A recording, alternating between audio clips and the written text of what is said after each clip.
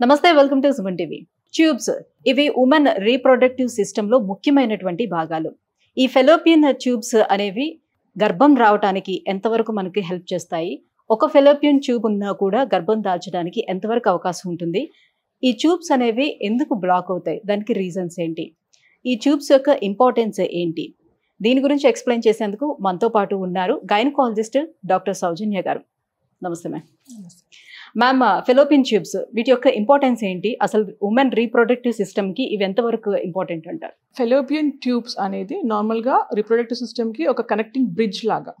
మనకు నార్మల్గా ప్రెగ్నెన్సీ రావాలి అని అంటే అండాశయం నుంచి ఎగ్ రిలీజ్ అవ్వాలి, ట్యూబ్స్లో ఆ ఎగ్ను హస్బెండ్ యొక్క స్పర్మ్స్ మీట్ అవ్వాలి, అది వచ్చి గర్భసంచిలో అతుక్కోవాలి. దెన్ ఓన్లీ ప్రెగ్నెన్సీ అనేది possible. So tubes importance almost like 100%. So ఇటు ఓవరీస్ కి యూట్రస్ కి మధ్యలో ఉండేది tubes. So it's like connecting bridge. ఎప్పుడైతే ట్యూబ్స్ హెల్దీగా ఉంటాయో ప్రెగ్నెన్సీ ఛాన్సెస్ చక్కగా ఉంటాయి. నార్మల్గా అందరం ఏంటంటే ఒక ఇన్ఫర్టైల్ కపుల్ మాకు పిల్లలు కావట్లేదు అని వచ్చినప్పుడు హార్మోన్స్ బాగున్నాయా, గర్భసంచి బాగుందా, పీరియడ్స్ బాగా వస్తున్నాయా అని అమ్మాయికి ఎలా అయితే మేము అనాలిసిస్ చేస్తామో అబ్బాయికి స్పర్మ్ కౌంట్ ఎలా ఉంది, ఏమన్నా హెల్త్ ఇష్యూస్ ఉన్నాయా అది కూడా అనాలిసిస్ చేస్తాం. సో ఇవన్నీ బాగున్నాయి. ట్యూబ్స్కి స్పెసిఫిక్గా ఒక టెస్ట్ ఉంటుందన్నమాట, హెచ్ఎస్జి అని, ఆర్ అల్ట్రాసౌండ్వి కూడా చూడొచ్చు కొన్ని. ఇలాంటి టెస్ట్లు చేసి ట్యూబ్ చక్కగా ఉంది, ఎటువంటి ప్రాబ్లం లేదు అని అనుకున్నప్పుడు ప్రెగ్నెన్సీ ఛాన్సెస్ చాలా ఎక్కువగా ఉన్నాయి, ఎటువంటి ట్రీట్మెంట్స్ హెల్ప్ ఏమైనా కావాలా లేదా మేము డిసైడ్ చేసుకుంటాం. సో ఈ tubes important not only for pregnancy, periods హెల్తీగా ఉండాలి. అండ్ కొంతమందికి పీరియడ్స్ టైంలో చాలా విపరీతమైన కడుపు నొప్పి అని చూస్తూ ఉంటాం. పీరియడ్స్ టైంలోనే కాదు, పీరియడ్స్ రావడానికి కూడా ఒక 1 వీక్ ముందు నుంచి తర్వాత నుంచి కూడా పెయిన్ ఉంటుంది. ఇదేంటంటే ఆ ట్యూబ్స్ ఏదైనా మార్ఫాలజీ పాడైపోయింది అంటే ఎండోమెట్రియోసిస్ వల్ల ఆ ట్యూబ్కి ఉన్న గర్భసంచికి ఏమైనా అతుకులు ఫామ్ అయ్యాయి, అలాంటప్పుడు కూడా చాలా పెయిన్ వస్తుంది. ఆ ఎండోమెట్రియోసిస్ వల్ల కూడా ట్యూబ్స్ మార్ఫాలజీ ఆల్టర్ అవ్వడం వల్ల కూడా ప్రెగ్నెన్సీ రాకుండా కూడా ఉంటుంది. సో ట్యూబ్స్ ఇంపార్టెన్స్ 100% ప్రెగ్నెన్సీలో మేజర్ రోల్ ప్లే చేస్తుంది అన్నమాట. ఓకే. సో ఇప్పుడు ట్యూబ్స్ బ్లాకేజ్కి ఏంటి రీజన్స్ ఉంటాయి? ఏమేమి రీజన్స్ ట్యూబ్స్ బ్లాక్ అయిపోవటానికి కారణం అవుతూ ఉంటాయి? నార్మల్గా ట్యూబ్స్ మన గర్భసంచి నుంచి అండాశయం వరకు ఓపెన్గా ఉండాలి. జస్ట్ ఒక వాటర్ పైప్ని మనం ఇమాజిన్ చేసుకుంటే ఎక్కడైతే వాటర్ కనెక్షన్ నుంచి మళ్ళీ మన గార్డెన్లో ఉంది అదంతా ఎలా అయితే ఓపెన్గా ఉంటేనే మన వాటర్ ఫ్లో అనేది ఉంటుంది. ద సేమ్ థింగ్ యూట్రస్ నుంచి ఆ ట్యూబ్ అనేది ఓపెన్, ఓవరీస్ వరకు ఉండాలి, తర్వాత పొట్టలోకి కూడా పడుతుండాలి. సో ఓవరీ నుంచి ఎగ్ రిలీజ్ అయినప్పుడు ట్యూబ్ దాన్ని పిక్ చేసుకుంటుంది, పిక్ చేసుకొని ట్రాన్స్పోర్ట్ చేసుకుంటుంది, గర్భసంచిలో నుంచి స్పర్మ్ వచ్చి అక్కడ మీట్ అవుతుంది. సో ట్యూబ్స్ అనేటివి ఓపెన్గా ఉంటేనే ప్రెగ్నెన్సీ ఛాన్సెస్ 100%.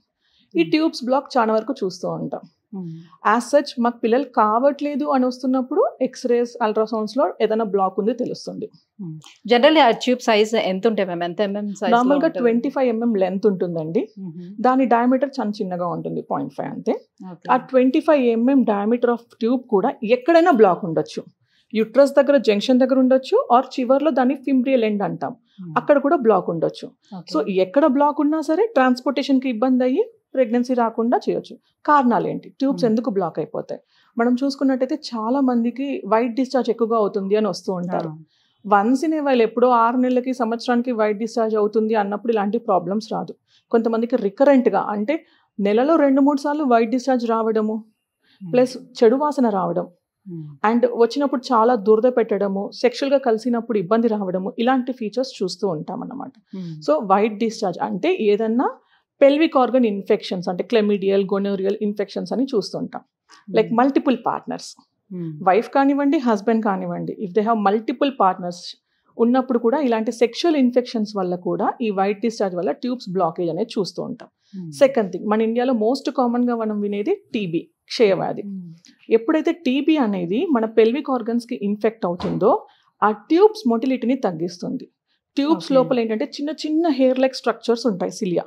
ఆ మొటిలిటీ ఎప్పుడైతే తగ్గుతుందో, వాటికి డ్యామేజ్ అవుతుందో ఆ చిన్న హెయిర్ లైక్ స్ట్రక్చర్స్కి, మొటిలిటీ రేకపోవడం వల్ల అక్కడే ఇంప్లాంటేషన్ అంటే అక్కడే ఎగ్ను స్పర్మ్ కలిసిపోయి అక్కడే ఇంప్లాంట్ అయ్యి ఎక్టోపిక్స్ కూడా చూస్తూ ఉంటాం. సో ట్యూబల్ బ్లాక్స్కి మన పాపులేషన్లో మోస్ట్ కామన్ థింగ్ ఏంటంటే ఇన్ఫెక్షన్స్ ఒకటి, సెకండ్ థింగ్ టీబీ. ఇది కాకుండా ఇంతకుముందు మనం అనుకున్నట్టుగా ఎండోమెట్రియోసిస్ అని అన్నాం. నార్మల్గా గర్భసంచి ఇలా ఉంటుంది, ఇటొక ట్యూబ్ ఉంటుంది.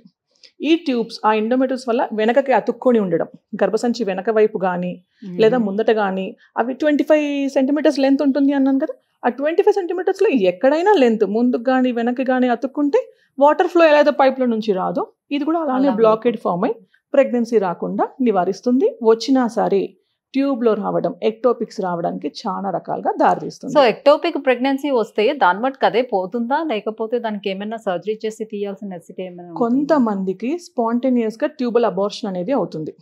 అంటే నేను ఇందాక చెప్పినట్టుగా గర్భసంచికి దగ్గరే ట్యూబ్ స్టార్ట్ అయిన దగ్గర ఇంప్లాంట్ అయింది, అక్కడే అబార్ట్ అయిపోయింది. సో గర్భసంచిలో నుంచి బ్లీడింగ్ అయిపోయి నార్మల్ నెలసరి బ్లీడింగ్ లాగా అయిపోతుంది. కొంతమందికి ట్యూబ్ లోనే బేబీ పెరుగుతుంది, అది అంత కెపాసిటీ ఉండదు కదా, 9 months వరకు దాన్ని మోసే అంత కెపాసిటీ ఉండక 6th week 7th week tube పగిలిపోతుంది. ట్యూబ్ చాలా డెలికేట్ స్ట్రక్చర్. సో ట్యూబ్ పగిలిపోయి పొట్ట లోపలికి బ్లీడింగ్ అంతా అవుతూనే ఉంటుంది. So it is very high vascular. అప్పుడప్పుడు మేము చూస్తాం 2 liters 2.5 liters బ్లడ్ లాస్ అయ్యి కూడా పొట్టలో ఉండిపోయి క్రిటికల్ స్టేజెస్లో కూడా వస్తూ ఉంటారు. సో అలా tubal abortions or tubal ruptures అయినప్పుడు ఇమీడియట్ సర్జరీ చేయాల్సి ఉంటుంది. ట్యూబల్ అబార్షన్ అయింది అంటే వెరీ ఎర్లీ ప్రెగ్నెన్సీ 3-4 weeks అట్లా ఎర్లీ ప్రెగ్నెన్సీ ట్యూబల్ అబార్షన్ అయిందంటే ఇటు ఇంకో ఫెలోపియన్ ఎండ్లో నుంచి బ్లీడింగ్ అయిపోతుంది, పొట్టలో కలెక్ట్ అయిపోతుంది, చిన్నగా పెయిన్, చిన్నగా ఇన్ఫెక్షన్. దానికి సర్జరీస్ ఏం చేయము, యాజ్ సచ్ కొంచెం యాంటీబయాటిక్స్ ట్రీట్మెంట్ అండ్ కంప్లీట్గా పోయిందా ప్రెగ్నెన్సీ అనేసి ఒక హార్మోనల్ టెస్ట్ ఉంటుంది HCG అని, అది చేసుకొని కంప్లీట్ రిజాల్వ్ అయిందా లేదా చూసేసుకొని దట్స్ ఇట్. ఓకే. సో ఇప్పుడు ఈ ఇన్ఫెక్షన్ వల్ల ఏర్పడినటువంటి ఈ బ్లాకేజెస్ ని క్లియర్ చేయటం ఎంతవరకు సాధ్యం అవుతుంది? ఇట్స్ వెరీ పాసిబుల్ అండి. అంటే మనకి ట్యూబల్ బ్లాక్ ఉంది అని ఎలా తెలుస్తుంది అంటే ఎక్స్రే ఒక టెస్ట్ ఉంటుంది HSG అని, హిస్ట్రోసాల్పింగోగ్రామ్.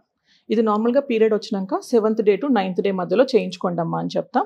దాంట్లో ఏంటంటే ఎటువంటి మత్తు ఇవ్వాల్సిన అవసరం లేదు. అమ్మాయిని చక్కగా పడుకోబెట్టేసి కింద నుంచి సెర్విక్స్ నుంచి ఒక డై పంపిస్తాం, రేడియో ఓపేక్. అంటే మనకి ఎక్స్రే తీసినప్పుడు ఆ డై ఎలా ఉందో కనిపించాలి.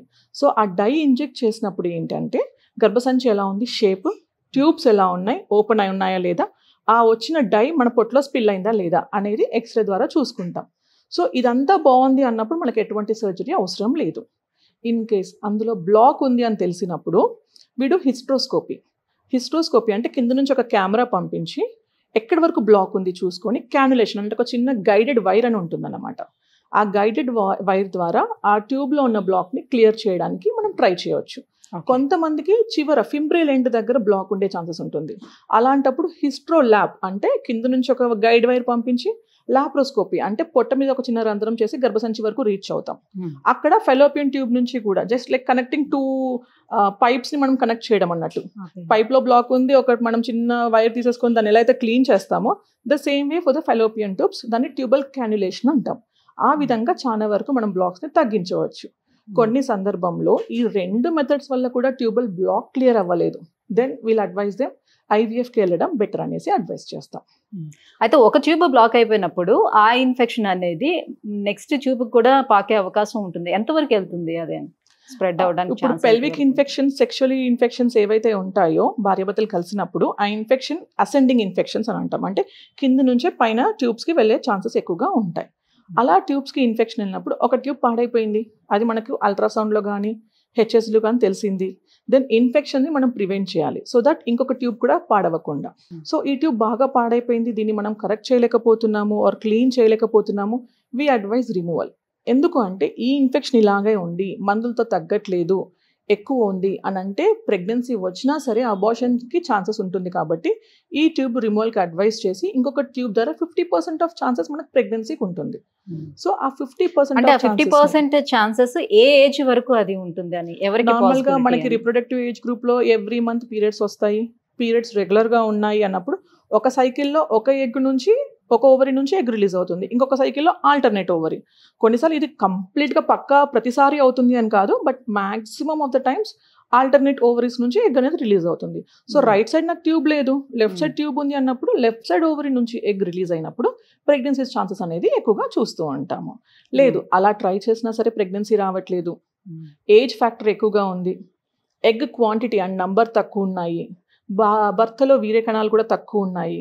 సో ఇవన్నీ ఉన్నప్పుడు న్యాచురల్గా వెయిట్ చేయమని చెప్పడంలో అర్థం లేదు. ఇంకా రోజులు గడుస్తున్న కొద్దీ వాళ్ళ ఎగ్ నంబర్ తగ్గుతూ ఉంటుంది. అందుకని ఏం చెప్తాము అంటే ఐదర్ IUI ట్రై చేయండి లేదా IVFకి వెళ్ళండి అని మేమే చెప్పేస్తాం. ఓకే. సో ఈ ట్యూబ్స్‌ని హెల్తీగా ఉంచుకోవాలి అని అంటే అసలు ఎలాంటి ప్రికాషన్స్ తీసుకోవాలంటే? ట్యూబ్స్ని హెల్తీగా ఉంచుకోవాలి అంటే ఫస్ట్ థింగ్ హస్బెండ్ వైఫ్ ఇద్దరు కూడా సెక్షువల్లీ ఒక పార్ట్నర్కి మాత్రమే లిమిట్ అవ్వడం చాలా బెటర్. సెకండ్ థింగ్, ఎటువంటి ఇన్ఫెక్షన్స్ కానీ వైట్ డిశ్చార్జెస్ కానీ అయినప్పుడు డాక్టర్ని కలిసి ఆ ఇన్ఫెక్షన్ ఏంటి అనేది ఒక చిన్న స్వాబ్ టెస్ట్ ఉంటుంది, హై వెజనల్ స్వాబ్ అని, అది చేసి ఆ ఇన్ఫెక్షన్ ఏంటో దానికి తగ్గట్టుగా ట్రీట్మెంట్ తీసుకోవడం. థర్డ్ థింగ్, ఏదన్నా ఇన్ఫెక్షన్స్ ఉన్నాయి, వెయిట్ లాస్ అవుతున్నాము, సివియర్ కాఫ్ ఉంది, కడుపులో నొప్పి బాగా వస్తుంది, ఇలాంటివి ఏమైనా ఉన్నప్పుడు ఒక చిన్న టీబీ టెస్ట్, పీరియడ్ బ్లడ్ టెస్ట్కి పంపిస్తాం మేము. అది చేసి పెల్విక్ ఆర్గన్స్కి ఏదైనా ఇన్ఫెక్షన్ ఉందా అని చూసేసుకొని దానికి ఒక 6 months కోర్స్ ఉంటుంది, ట్రీట్మెంట్ తీసుకోవడం, ఇలాంటివి చేసుకోండి. అండ్ హెల్దీ లైఫ్ స్టైల్ అంటే ఎప్పుడు కూడా ఆడవాళ్ళు ఏమనుకుంటారంటే క్లీన్లీగా ఉండాలి, మేము చక్కగా సోప్తో క్లీన్ చేస్తాం, డెటాల్ యూస్ చేసేస్తాము, ఇలాంటివన్నీ యూస్ చేస్తాం. అండ్ కొంతమంది ఈ మధ్య చెప్తున్నారు ఏంటంటే సెక్షువల్గా కలిసినప్పుడు ఇబ్బంది అవుతుందనేసి లూజనింగ్ ఎఫెక్ట్ కోసం ఆయిల్ యూస్ చేస్తుంటాం మేడం అని అంటారు. అది చాలా తప్పండి. ఎప్పుడు కానీ సెక్షువల్గా ఇబ్బంది అవుతుంది, డ్రై అయిపోతుంది ఏరియా అన్నప్పుడు కొన్ని మెడికల్గా ఆయింట్మెంట్స్, లోషన్స్ ఇట్లాంటివి ఉంటాయి. ఆయిల్స్ పెట్టడం వల్ల ఏంటంటే న్యాచురల్గా ఉండాల్సిన బ్యాక్టీరియా లాస్ అయిపోతుంది అండ్ ఆ స్కిన్ అక్కడ డ్యామేజ్ అయిపోయి గ్రాన్యులోమస్ లాంటివి ఫామ్ అయిపోతూ ఉంటాయి. సో అలాంటి తప్పులు చేయకుండా ఒక డాక్టర్ సజెషన్స్ తీసుకొని తనకున్న ప్రాబ్లం ఏంటో చెప్పి దానికి తగ్గట్టుగా సొల్యూషన్స్ తీసుకోవడం చాలా బెటర్. ఇదే కాకుండా చాలా మంది పిల్లలు కాకుండా ఆపరేషన్ కోసం మా దగ్గరకు వస్తూ ఉంటారు. సో పిల్లలు కాకుండా ఆపరేషన్ ఆడవాళ్ళకి చేయాలంటే ఈ ట్యూబ్స్నే కట్ చేసేస్తాం. ఒకప్పుడు మనకి క్యాంప్స్లో లాప్రోస్కోపిక్ ఆపరేషన్ ఒక 100 మందికి చేసేవారు. సో అప్పటిదే ఇంకా మిత్ ఫాలో అవుతుంది ఏంటంటే లాప్రోస్కోపీ ఆపరేషన్ ఫెయిల్యూర్స్ అవుతాయంట మేడం, మాకు లాప్రోస్కోపీ వద్దు, కరెంట్ ఆపరేషన్ వద్దు, చేత ఆపరేషనే చేయండి. కానీ laparoscopy is very very better. ఎందుకు అంటే జస్ట్ మా ట్యూబ్స్కి ఒక చిన్న రింగ్ వేసేస్తాం అంతే. రేపు ఫ్యూచర్లో ఒక 5 years తర్వాత ఏదైనా మళ్ళీ కావాలి అని మా దగ్గరకు వస్తే చేత ఆపరేషన్ కన్నా లాప్రోస్కోపిక్ ద్వారా పిల్లలు కాకుండా చేసిన ఆపరేషన్ వాళ్ళకి రివర్స్ చేస్తే సక్సెస్ రేట్స్ చాలా ఎక్కువ ఉంటాయి. అది మనం పేషెంట్స్కి ఎక్స్ప్లెయిన్ చేస్తాం, అర్థం చేసుకొని చక్కగా యాక్సెప్ట్ చేసిన వాళ్ళు లాప్రోస్కోపిక్ వెళ్తారు.